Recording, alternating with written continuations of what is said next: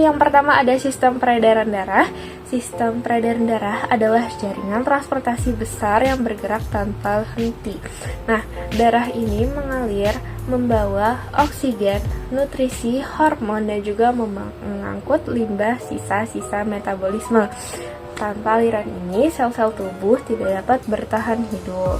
Oke, ada 3 komponen besar yang dimiliki oleh sistem peredaran darah ini. Yang pertama itu ada jantung sebagai pompa utama. Yang kedua itu ada pembuluh darah, yang dimana dia itu sebagai jalur transport. Dan yang ketiga itu ada darah sebagai muatannya atau isinya. Nah, tugas utama sistem ini adalah menjaga semua bagian tubuh agar terus mendapat pasokan oksigen dan juga nutrisi. Nah, begitu aliran ini berhenti, maka seluruh tubuh itu ikut berhenti bekerja dan juga berhenti berfungsi. Seperti itu. Jantung bekerja seperti pompa 2 tingkat yang terdiri dari 4 ruangan. 2 diantaranya adalah serambi. Yang pertama adalah serambi kanan. Serambi kanan ini menerima darah kotor dari seluruh tubuh melalui vena cava. Darah ini miskin oksigen dan penuh CO2. Tugas serambi kanan ini adalah menampung sementara dan mengalirkannya kembali ke bilik kanan. Yang kedua itu ada serambi kiri. Serambi kiri ini menerima darah bersih dari paru-paru melalui vena pulmonalis. Darah ini kaya oksigen dan siap dikirim ke seluruh tubuh. Lalu serambi kiri ini akan mengalirkannya kembali ke bilik kiri. Kedua serambi ini bekerja secara sinkron menjaga ritme jantung agar tetap stabil. Ini aku akan menjelaskan tentang sistem peredaran darah. 2 bilik jantung, bilik kanan dan bilik kiri. Setelah serambi darah menuju bilik, ruang dengan kemampuan memompa lebih kuat. Nah, bilik kanan tugasnya utamanya memompa darah kotor menuju paru-paru lewat arteri pulmonalis. Tekanan pompa bilik kanan tidak terlalu tinggi karena paru-paru letaknya dekat dan sensitif. Kedua ada bilik kiri. Bilik kiri itu ruangan dengan otot paling tebal. Tujuannya memompa darah bersih ke seluruh tubuh. Habis itu dari tubuh lewat aorta karena harus menjangkau kepala sampai kaki. Terus ada tekanan jauh lebih kuat dibanding bilik kanan. 2 bilik ini adalah mesin tenaga yang menggerakkan seluruh sirkulasi darah. Selanjutnya ada pembuluh darah utama. Pembuluh darah adalah jalur transportasi darah di dalam tubuh. Pembuluh darah utama terbagi menjadi beberapa bagian. Yang pertama ada arteri, yang kedua arteri pulmonalis, yang ketiga vena, yang keempat vena pulmonalis, dan yang kelima ada aorta. Yang pertama ada arteri. Arteri ini berfungsi untuk membawa darah keluar dari jantung. Kalau arteri pulmonalis berfungsi untuk membawa darah kotor ke paru-paru. Kalau arteri ini, dia dindingnya tebal dan tekanannya tinggi. Yang kedua ada vena. Vena ini berfungsi untuk membawa darah kembali ke jantung. Kalau vena pulmonalis berfungsi untuk membawa darah bersih ke paru-paru. Nah, si vena ini dia tekanannya rendah dan terdapat katup-katup. Selanjutnya ada aorta. Aorta ini adalah arteri terbesar yang menyalurkan seluruh darah bersih ke seluruh organ. Nah, jadi pembuluh-pembuluh ini berfungsi untuk menyalurkan seluruh darah ke organ. Aliran tubuh, paru-paru, kepala, dan tangan. Di sini, darah melepas oksigen dan nutrisi, lalu mengambil karbon dioksida serta 5 metabolit lainnya. Paru-paru tempat pertukaran gas. Di alveolus, darah melepas karbon dioksida dan mengambil oksigen. Warna darah berubah menjadi lebih terang setelah teroksigenisasi atau terinfusi dengan oksigen. Kepala dan tangan, butuh aliran lebih stabil, terutama otak yang memakai 20% oksigen tubuh. Darah kotor dari bagian atas tubuh kembali lewat kana safra superior. Organ-organ ini adalah tempat terjadinya pertukaran di penting menjaga kehidupan berjalan. Peredaran darah kecil pulmonal adalah jalur pendek yang sangat penting, tapi di situ tempat terjadinya darah kotor diubah menjadi darah bersih.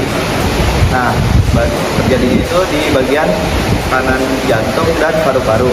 Alurnya dari bilik kanan, lalu ke arteria pulmonalis, lalu ke paru-paru, lalu ke vena pulmonalis, lalu ke serambi kiri.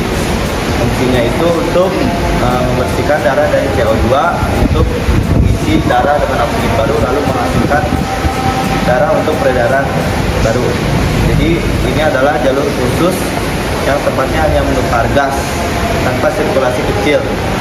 Peredaran darah besar adalah jalur panjang yang dimulai dari jantung, lalu bergerak ke seluruh tubuh dan kembali lagi ke jantung.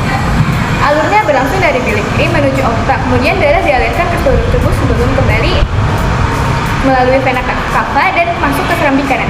Fungsinya adalah mengantarkan oksigen serta menutrisi ke seluruh sel, sekaligus membawa limbah metabolik untuk dibuang. Nah, komponen darah, plasma, dan eritrosit darah itu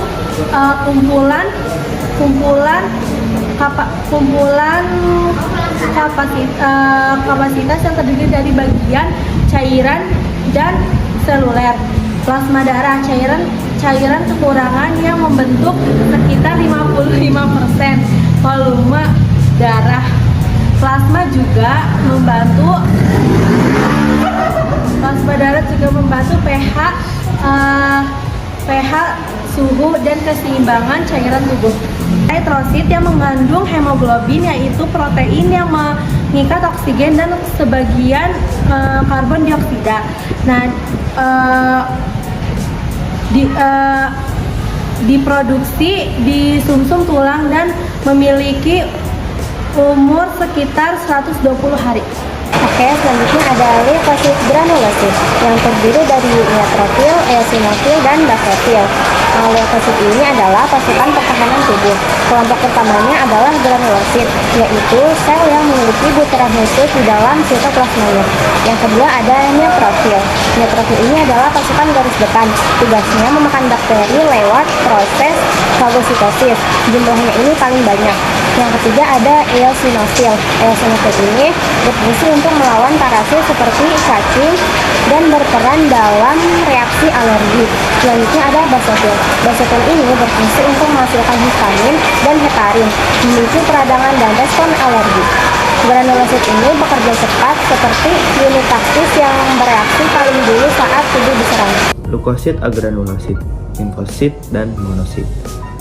Kelompok kedua leukosit adalah agranulosit yang tidak memiliki granula besar di dalam selnya. Limfosit adalah pusat kecerdasan sistem imun. Limfosit B membuat antibodi. Limfosit T menghancurkan sel terinfeksi virus. Sel NK membunuh sel kanker. Monosit adalah sel besar yang bisa berubah menjadi makrofag. Makrofag juga bertugas memakan patogen, sel rusak, dan membersihkan jaringan. Agranulosit bekerja lebih lambat tapi sangat strategis. Mereka menentukan arah respon imun jangka panjang. Jantung adalah mesin pompa di otot yang bekerja tanpa henti. Tugasnya yaitu memompa darah ke paru-paru untuk mengambil oksigen, memompa darah beroksigen ke seluruh tubuh, menjaga tekanan darah stabil, mengatur ritme aliran darah agar tiap organ dapat suplai cukup. Jantung bekerja otomatis berkat sistem listrik internal.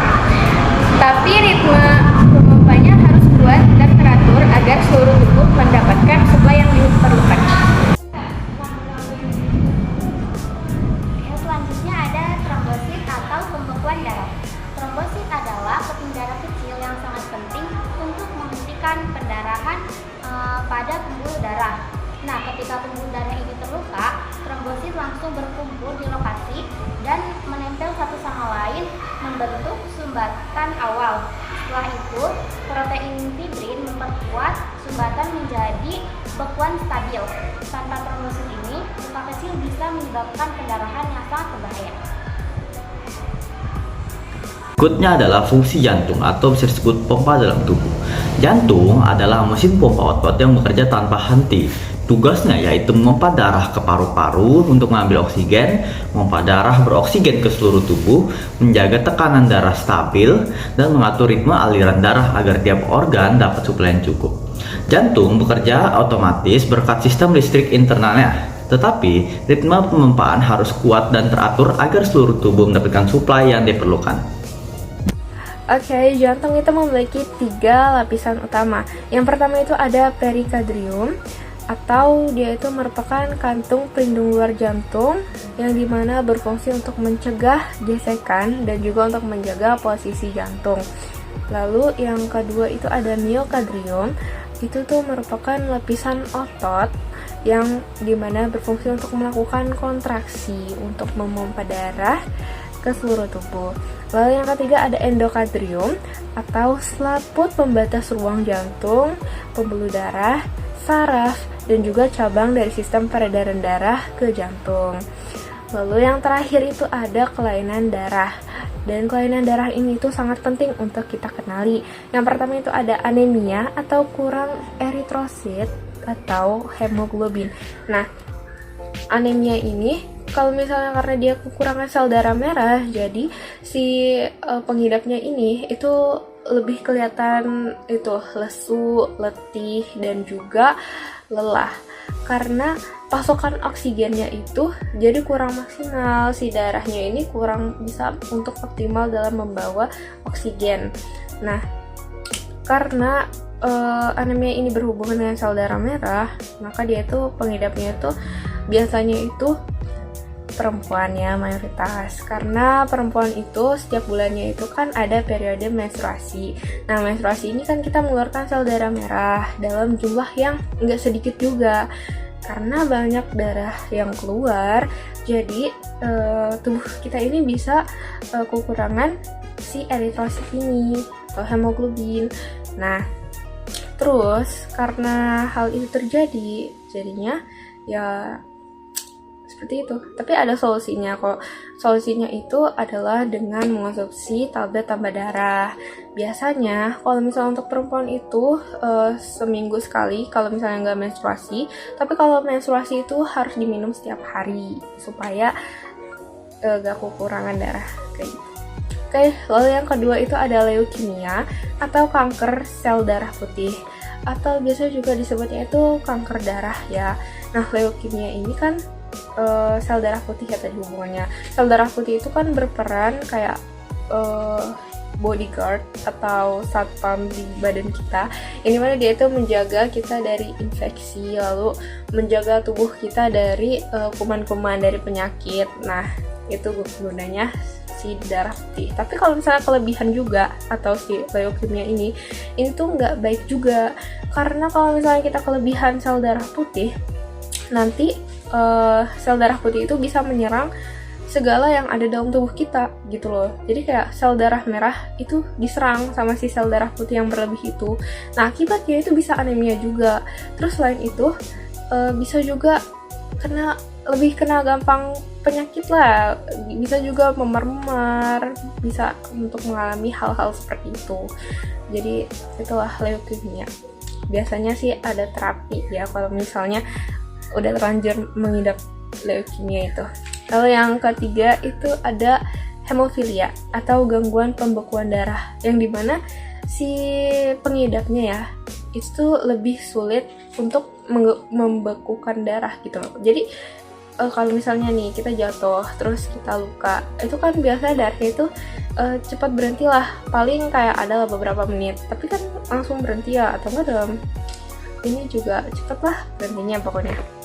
Tapi kalau si pengidap hemofil ini darahnya sulit beku, jadi kayak dia tuh tetap ngalir terus. Nah, biasanya pengidapnya ini itu cowok. Kalau cewek itu biasanya itu karir atau pembawa sifat kalau cewek, tapi pengidapnya itu paling sering cowok gitu biasanya. Lalu yang keempat itu ada thalassemia. Thalassemia itu atau hemoglobin abnormal.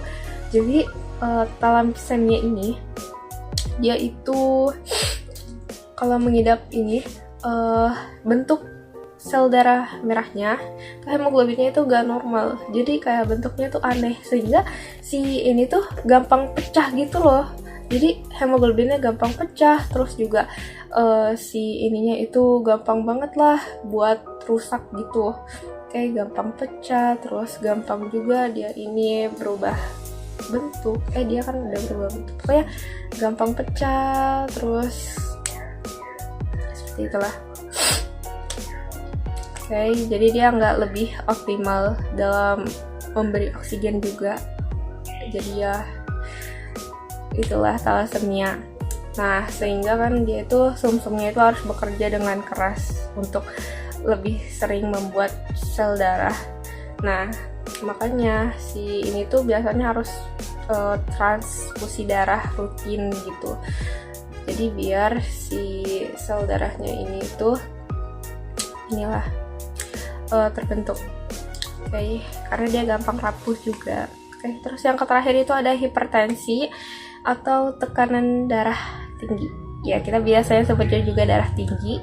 Nah, ini tuh karena tekanan darahnya itu yang sangat tinggi, jadinya sel darahnya ini, sel darah pembuluh darahnya ini lebih ke ini lagi, lebih ketekan gitu. Jadi ya orang yang mengidap hipertensi ini itu lebih rentan untuk terkena penyakit kayak ginjal, terus kena penyakit jantung itu bisa, terus kerusakan sel-sel saraf di otak juga itu bisa. Sel-sel saraf, sel pembuluh di otak. Ya, jadi itu bisa juga menyebabkan hal seperti itu untuk hipertensi. Makanya kalau hipertensi itu kan dia ada minum obat gitu ya. Jadi ya seperti itu untuk mengatur tekanan darahnya, dan yang hipertensi ini itu harus dicek banget tekanan darahnya itu, jangan sampai lebih banget gitu. Sekian dari presentasi kami, mohon maaf jika ada kekurangan atau lebihnya.